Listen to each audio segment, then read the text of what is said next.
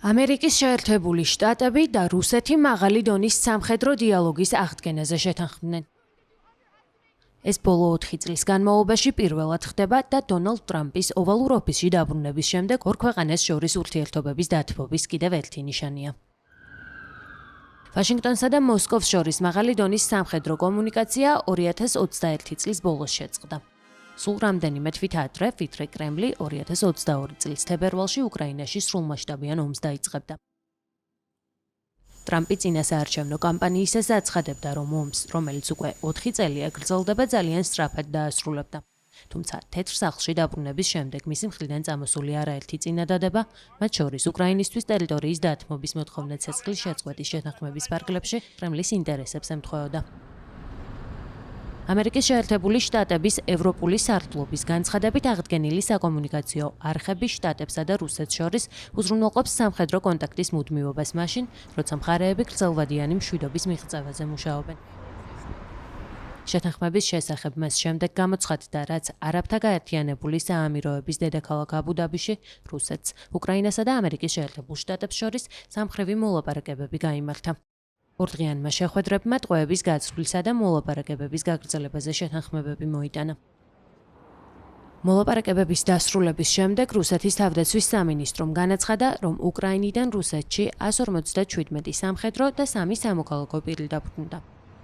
უკრაინის თანახმად კი სანაცვლოდ მათ რუსეთის ტყვეობიდან 157 უკრაინელი, 150 სამხედრო და 7 სამოქალაქო პირი დაიბრუნეს.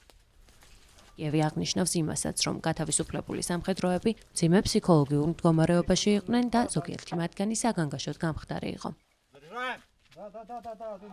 Серед хлопців, яких повернули сьогодні, є ті, хто був в полоні. დღეს დაბრუნებულთა შორის არიან ადამიანები, რომლებიც ტყვეობაში თითქმის 4 წლის განმავლობაში იყვნენ. რუსული სისასტიკის გათვალისწინებით ეს ძალიან დიდი დროა, უკიდურესად მძიმე. მიხარია იმ ოჯახებისა და ნათესავებისა და თანამებრძოლების გამო, რომლებიც საყვარელ ადამიანებს ელოდნენ. ჩვენ გავაგრძელებთ მუშაობას, რათა ყველა დავაბრუნოთ. თითოეული ადამიანი, სამხედროები და მშვიდობიანი მოქალაქეები, დიდები და ბავშვები.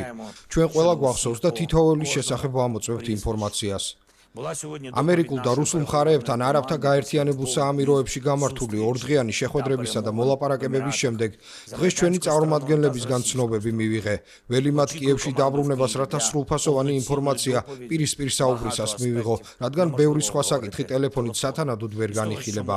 რაც უკვე შეიძლება ითქვას ისაა, რომ უახლოეს მომავალში დამატებითი შეხვედრებია დაგეგმილი სავარაუდოდ შეერთებულ შტატებში. ჩვენ მზად ვართ ყველა სამუშაო ფორმატისთვის, რომელიც რეალურად დაგვაახლოვებს მშვიდობას და მას მტკიცე და ხანგრძლივად აქცევს. რუსეთს კი საბოლოოდ ჩამოართვევს ომის გაგრძელების სურვილს. უმნიშვნელოვანესია ეს ომი ისე დასრულდეს, რომ რუსეთმა საკუთარი აგრესიისგან სარგებელი ვერ მიიღოს. ეს არის ერთ-ერთი ძირითადი პრინციპი, რომელიც აღადგენს და გარანტიას მისცემს რეალურ უსაფრთხოებას. მადლობას ვუხდი ყველა პარტნიორს, რომელიც ამაში მხარს გვიჭერს. Я дякую всім нашим партнерам, які нас в цьому підтримують. სამხრივი მოლაპარაკებების მონაწილე ოფიციალურ პირებს შედეგების შესახებ დეტალურად არ უსაუბრიათ. ეს აბუ-დაბის სამშვიდობო მოლაპარაკებების მეორე რაუნდია. პირველ რაუნდზე რუსეთის, უკრაინისა და ამერიკის შეერთებული შტატების დელეგაციები გასულ თვეში შეხვდნენ დავოსის მსოფლიო ეკონომიკური ფორუმის დასრულების შემდეგ სამშვიდობო ვარიანტების განსახილველად.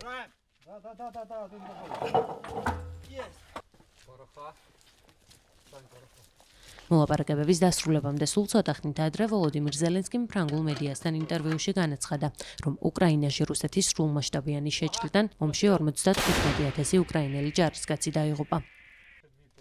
მანვე აღნიშნა, რომ უამრავი ადამიანი დაკარგულად იცვლება და რომ მათ შორის ბევრი მშვიდობიანი მოქალაქეა. გაეროს ადამიანის უფლებათა მონიტორინგის მისიის მონაცემებით, ომის დაწყებიდან 2025 წლის დეკემბრამდე უკრაინაში თითქმის 15,000 მშვიდობიანი მოქალაქე დაიღუპა და 40,000-ზე მეტი დაიჭრა.